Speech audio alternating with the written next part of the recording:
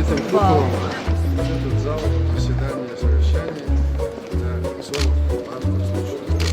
Если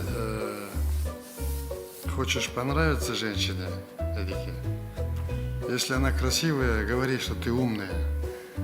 Если она не очень выглядит, говори красивая. Если не то и другой проходит, скажи, как ты похудела.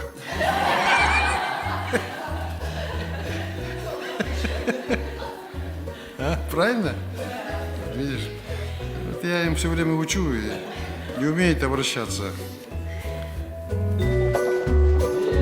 Здесь это не полезное. Вкусное. Вес прибавляют. Правда, женщина сейчас вес свой считает это пояс верности.